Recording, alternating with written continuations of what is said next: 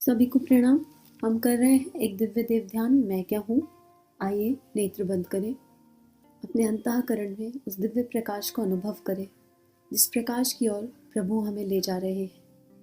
सभी दिव्य देव शक्तियों के सानिध्य में ये यात्रा गुरु इच्छा से चल रही है और हम स्वाध्याय के माध्यम से एक दिव्य देव ध्यान कर रहे हैं।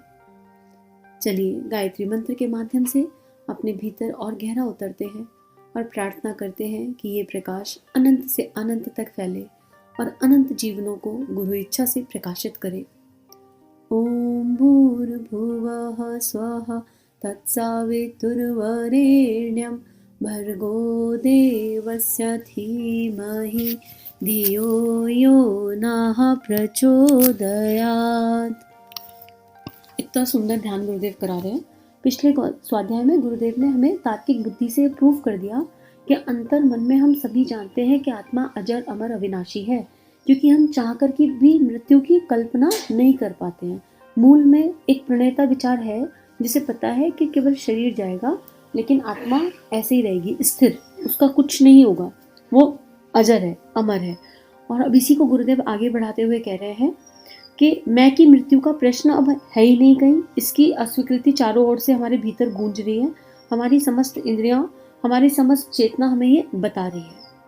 अपने को अमर, अखंड, अविनाशी और भौतिक संवेदनाओं से परे समझना आत्म स्वरूप दर्शन का आवश्यक अंग है। इसकी अनुभूति हुए बिना सच्चा आत्मविश्वास नहीं होता और जीव बराबर अपनी चिर सेवित तुच्छता की भूमिका में फिसल पड़ता है, जिससे अभ्यास का सारा प्रयत्न गुड़ गोबर हो जाता है। इसलिए एकाग्रता पूर्वक अच्छी तरह अनुभव करो कि मैं अविनाशी हूँ।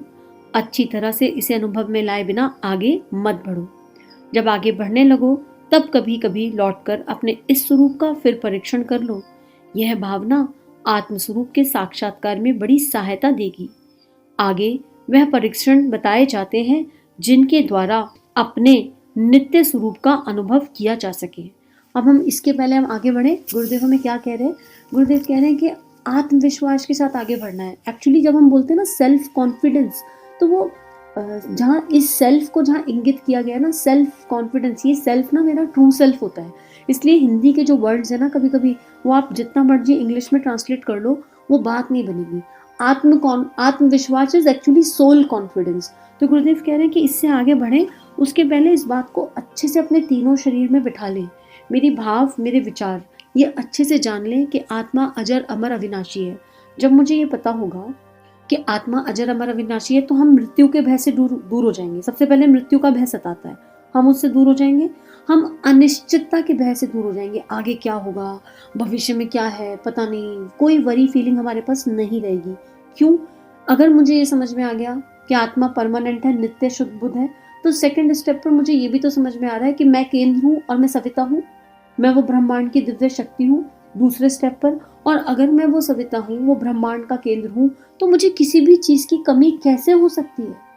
क्यों होगी? कोई कारण ही नहीं कमी रह जाने का। मेरे पास सब कुछ है, मेरे भीतर ही है, मुझे बस उस भीतर वाले को बाहर निकाल। अब गुरुदेव इस चीज में कह रहे हैं कि इसकी प्रैक्टिस बार बार कर। आगे बढ़ने से पहले गुरुदेव क्या कर रहे हैं? गुरुदेव हमें कह रहे हैं कि पहले कंफर्म हो जाओ, एकदम इस चीज को अंदर बिठा लो, नहीं तो सारी प्रैक्टिस बेकार। हम आगे बड़ी बड़ी प्रैक्टिस पे चलते चले जाएं और फिर अपने आप को दीनहीन और तुच्छ मानने लग जाएं तो सारी प्रैक्टिस बेकार हो जाएगी। क्योंकि दीनहीन और तुच्छ अपने आप को हम तभी मानेंगे जब हमें इस सत्य पर भरोसा नहीं होगा कि हम कौन हैं। हम वो सविता है, वो केंद्र है, वो दिव्यता है। तो इसके लिए अपन एक ध्यान करेंगे गुरुदेव के मार्गदर्शन में। कल के ऑडियो को ध्यान में कन्वर्ट करते हैं कि जो अभी तक गुरुदेव ने बताया, क्या अपने मृत होने का अभ्यास करो, अपने को सूर्य का केंद्र मानो, अपनी सारी परिस्थितियों को अपने आसपास घूमता हुआ अनुभव करो, अपने अंदर से अपने उस प्रकाश की दिव्यता को निकलते हुए देखो, अनुभव करो। ये सब सारी प्रैक्टिसेस जब हम ध्यान के माध्यम से करेंगे तो ये हमारे चित्त पर बैठ जाएंगी। फिर हमें क्या करना है? सेकंड स्टेप पर जीवन में हर 24 घंटे में कोई ना कोई सिचुएशन आएगी। हर सिचुएशन को साधना की दृष्टि से और इस केंद्र की दृष्टि से एनालाइज करना है। इसे साधना कहते हैं। कि कोई भी सिचुएशन आई और अगर उस सिचुएशन में आप ऊपर या नीचे हुए, आप बहुत हाई हो जा रहे हो, बहुत हैप्पी हो जा रहे हो, तो भी अंदर जाकर देखो कि कौन है मेरे भीतर जो इतना प्रसन्न हो रहा है, इतना आनंदित हो रहा है। और कोई भी इमोशन, कोई भी सिचुएशन आपको लो ले जा रही है तब भी देखो कौन। अब आपको ये उत्तर मिलने लगेगा कि वो जो हाई और लो हो रहा है वो आप नहीं हो। आप तो क्योंकि दिव्य केंद्र हो, आप तो मूवी के जैसे आप खुद को देख रहे हो। इसका मतलब जो हाई और लो हो रहा है वो है जिस जो आपने अपने आप को उस पल के लिए मान लिया है। हम अपने आप को कुछ पर्टिकुलर मान लेते हैं, उसके हिसाब से जीवन जीने लगते हैं। तो ये कॉन्शियसनेस होते ही फिर आप अपने आप को बार बार बताना कि अरे मैं तो ये हुई नहीं, मेरी पहचान तो इससे बहुत बड़ी है।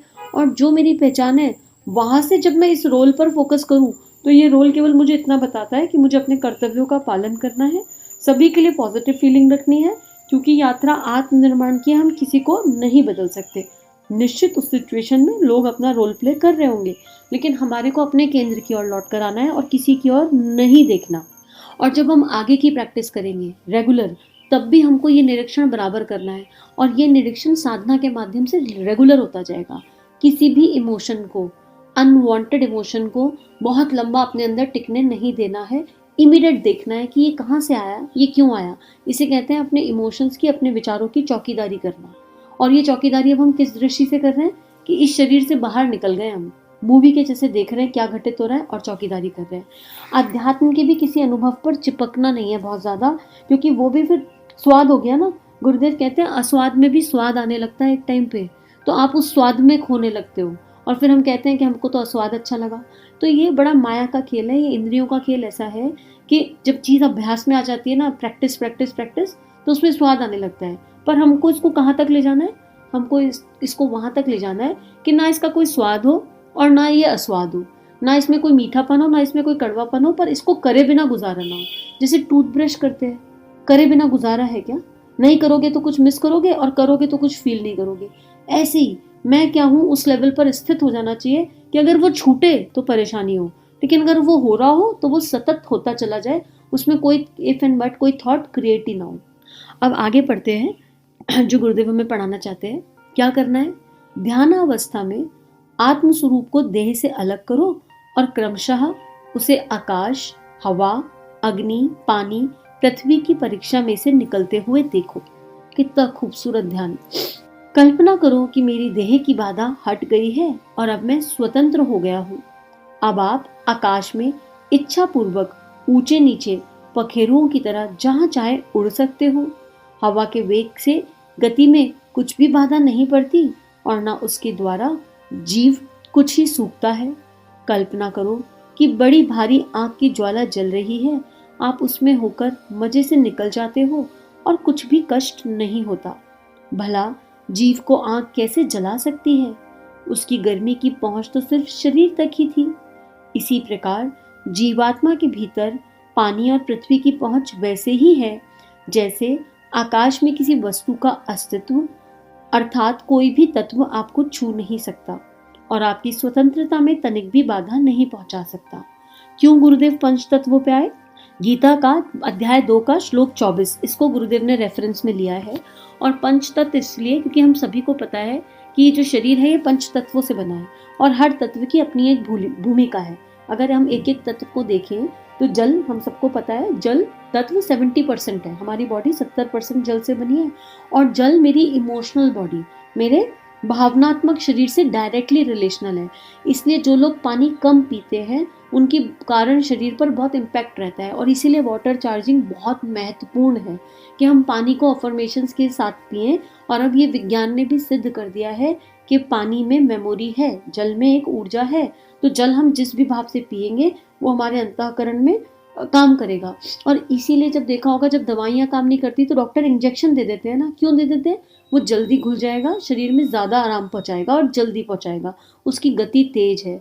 तो इसलिए जल तत्व बहुत इंपॉर्टेंट है। अलर्ट होकर पानी पीना चाहिए और हमको पानी अपनी आवश्यकता अनुसार, मतलब मिनिमम 3 to 4 लीटर पानी तो सबको कंज्यूम करना ही चाहिए। और जल कंज्यूम करना चाहिए, वो भी बैठकर और थैंक यू की फीलिंग के साथ। ऐसे ही हर तत्व की अपनी एक अलग वैल्यू है। एक काम करते हैं, कल के ऑडियो में तत्वों के बारे में थोड़ा थोड़ा समझ लेते हैं। इन तत्वों के प्रति जब हमारे मन में कृतज्ञता का भाव आएगा, ग्रैटिट्यूड की फीलिंग आएगी, और जब हमें ये पता चलेगा कि हम इनसे बने हैं और हमें इनको ग्रैटिट्यूड डालना है, तब हमारी इनसे जिससे समीपता होती है ना, उसके साथ, उस तत्व के साथ ध्यान करने का आनंद अलग होता है। जैसे मानो अगर हमें जल तत्व का ध्यान करना है, जल को समझना है, तो जल की दिव्यता माँ गंगा है ना। और जल में माँ गंगा के सारे गुण हैं, ऐसा भाव करके भी हम पानी ग्रहण कर सकते हैं। तो जैसे आज हमने जल के लिए बात करी, ऐसी बाकी सारे तत्वों के लिए कल बात करते हैं। आज के लिए इतना ही स्वाध्याय। लेकिन आज हमें गुरुदेव ने क्या बताया? गुरुदेव ने बताया कि अभी तक का जितना भी समझा है, अभी तक जितना भी सुना है, अभी तक जितना भी ध्यान किया, उसको अपनी आत्मा में स्थिर कर लो और आत्मविश्वास के साथ आगे बढ़ो। यहाँ से पीछे जाने का रास्ता नहीं है। तो पहले यहाँ तक की प्रैक्टिस को पक्का करना है, फिर हम आगे बढ़ सकते हैं। तो अगर अभी किसी को कोई डाउट है, कोई संशय है, तो कमेंट बॉक्स में लिखिए और पीछे के सारे ऑडियोज को ध्यान से सुनिए। और फिर से एक बात रिक्वेस्ट है, सबसे रिक्वेस्ट रूप में कहूँगी कि आप जो भी ऑडियो सुन रहे हैं ना, उसमें आपकी क्या अंडरस्टैंडिंग बनी, उसको नोट्स बनाकर कमेंट्स में डाल दीजिए, ताकि जब भी आप दोबारा वो ऑडियो सुने या आपको किसी को शेयर करना हो, तो आप तुरंत बता सको कि इस ऑडियो में आपकी आत्मा को क्या मिला, आपके जीवन में क्या परिवर्तन आया। और वो दूसरों को भी सेवा कर देगा। ऑटोमेटिकली आपके कमेंट से दूसरे लोग मोटिवेट हो जाएंगे, उनको पता होगा कि ये ऑडियो हमारे लिए है या नहीं है। तो इतनी सभी से रिक्वेस्ट, इतना सभी से प्रार्थना। आज के लिए इतना ही स्वाध्याय, आगे का कल पढ़ते हैं। हम सभी का जीवन गुरु शक्ति के दिव्य सूक्ष्म सानिध्य में मंगलमय है। सभी को प्रणाम।